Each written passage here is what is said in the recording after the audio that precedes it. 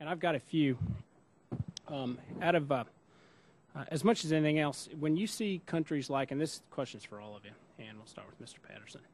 When you see countries like Canada and EU, the EU, which is all are aggressively going after these free trade agreements, my question to you is, how does that impact your ability to compete? Because obviously, you know, I worry about losing those markets for a long, long time, and so, you know, that's the biggest thing, and you know what that does in terms of your long-term planning. You've talked about uncertainty out there, but you know, does that worry you considerably when you see these countries that are grabbing those agreements up? Mr. Patterson. Yes, we deal a lot with the European Union, and I'd have to say that right now we have an advantage over them, mainly because of the currency change, but that can change overnight. And what the European Union has been doing has been primarily setting up technical standards. And the U.S. is well advised, in my opinion, to look at how these are structured and make sure that it's used to our advantage as well as theirs. It's molded around the ISO standards in terms of looking at quality. In other words, the ISO is really just there so that you can ensure that the vendors, the people you're buying from, are providing a quality product, and you can trace it back. So it's a bookkeeping scheme. It's definitely more costly to do it that way. But in the long run, I think that's what the U.S. is also going to end up having. Any successful U.S. manufacturer is going to have to address the quality requirements in ISO. And in any trade agreement, we need to look at to make sure that you know, they have the same requirements selling here as we do selling there. And I'd say the only other thing that we've run into has been on the safety issues. Especially in the European market, they have a lot of unique safety requirements for moving machinery that we've had to address. And but at the same time, we've been able, I mean, how can I put this? Especially in the English market, we have come up with a solution to some of the safety requirements that they had for their drills. And I'll have to admit, it was much to the dismay of the British and German producers that were selling in that country, because they were not able to do that. And so it can work.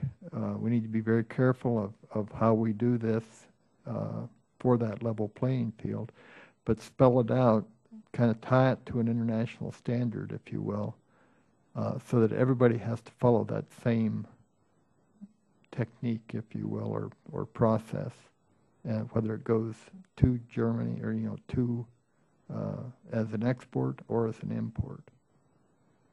So that's the way I would address it. Mr. Wise. And I know with pork producers it's a little bit different. You obviously don't have a direct involvement in no, but as export agreements, but you've got to be worried about the aggressiveness of them. As Dr. Hayes has stated, particularly with the EU and Korea and Colombia, or the Colombia FTA, we'll be out of those markets within 10 years. Specifically, even today with Korea, our current market share in the last 2 years has reduced itself by about 15%, and we're continuing to lose competitive advantage there as we speak today. In fact, you might even address, too, the amount, and you just did, the amount of market share that you've lost. Mr. Patterson, have you? We operate in a very technical, very niche type market, and our focus is to dominate that niche worldwide if we can.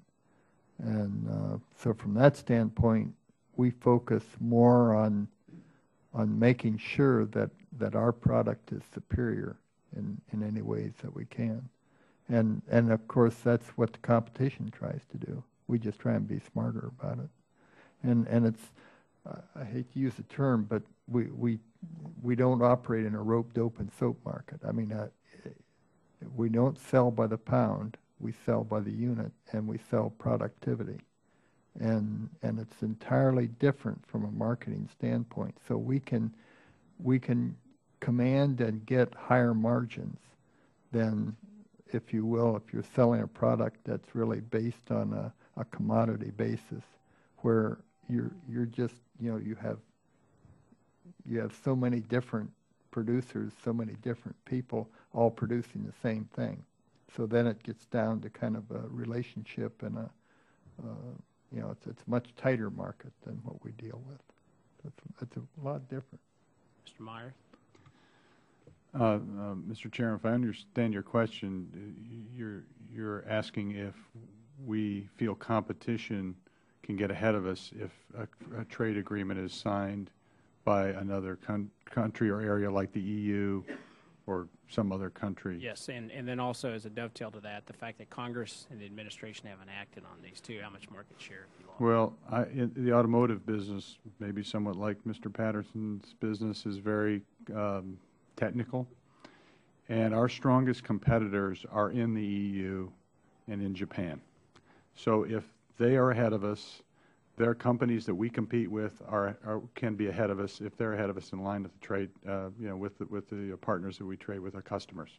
So it is a concern of ours that we get something moving so we don't get behind our strongest, most technical competitors. Our most technical competitors, much like you've heard others say, is not necessarily out of China, but it's out of the EU, Japan. Those are developed countries that have the technology that compete with us. Mr. Spear?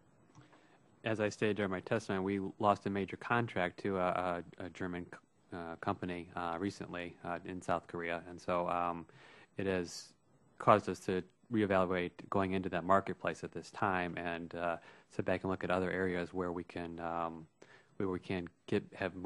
compete better.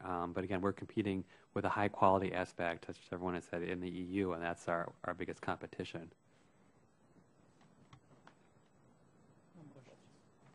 I appreciate all of you participating today very much. Again, I know some of you traveled a long ways to be here, but we're going to continue to, it's important, I think, that the country continues to look at these free trade agreements, so we try to get these passed just as quickly as possible and move forward. I very much believe that, particularly in the agriculture field, which I am intimately familiar with, but I appreciate your testimony today. On this very important issue, and I would ask unanimous consent that members have 5 legislative days to submit statements and supporting materials for the record. Without objection, so ordered, and with that, this hearing is adjourned.